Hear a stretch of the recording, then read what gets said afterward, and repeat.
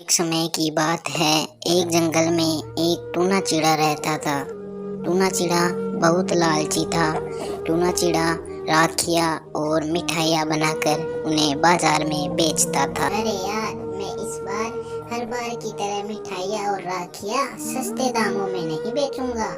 मैं इस बार राखियाँ और मिठाइयाँ बहुत महंगे दामों में बेचूंगा और बहुत सारे रुपए कमाऊंगा। टूना चिड़ा राखियाँ और मिठाइयाँ बहुत महंगे दामों में बेचकर बहुत सारे पैसे कमाने के बारे में सोचता है। फिर अगले दिन टूना चिड़ा दूसरे जंगल में जाकर मिठाइयाँ और राखियाँ बेचने लगता है। फिर टूना चिड़ा के पास रानी चिड़िया आती है और रानी चिड़िया टूना चिड़ा से बोलती है, मुझे राखियाँ चाहिए थी। तुम ये बताओ, राखियाँ और मिठाइयाँ कितने रुपए की दे रहे हो?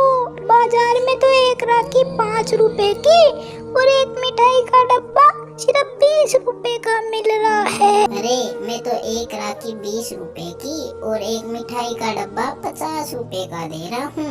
अगर तुमको लेना है तो ले लो, नहीं तो बाजार से जाकर ले आओ। अरे, इतनी महंगी राखियाँ और मिठाइयाँ, इतनी महंगी राखियाँ और मिठाइयाँ तो कोई भी नहीं बेच रहा है। फिर मुझे आपसे मिठाइयाँ और राखियाँ खरीदने से क्या फायदा होगा?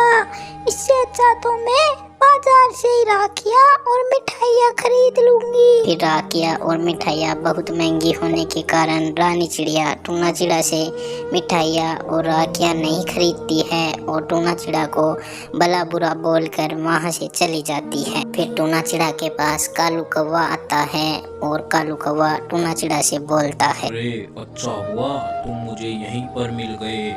मैं बाजार में राखियाँ लेने ही जा रहा था। तुम ये बताओ कि राखियाँ और मिठाइयाँ कितने रुपए की दे रहे हो?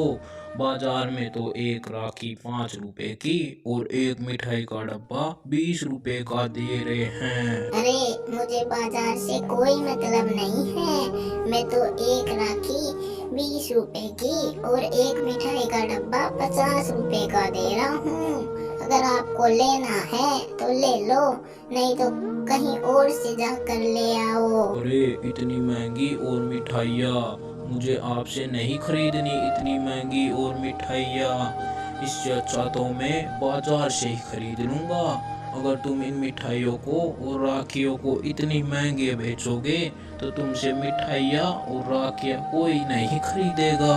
फिर राखियाँ और मिठाइयाँ बहुत महंगी होने के कारण कालू कौवा टूना चिड़ा से राखियाँ और मिठाइयाँ नहीं खरीदता है और टूना चिड़ा को भला बुरा बोलकर वहाँ से चला जाता है। फिर राखियाँ और मिठाइयाँ इतनी महंगी होने के कारण कोई भी टूना चिड़ा से राखियाँ और मिठाइयाँ नहीं खरीदता है।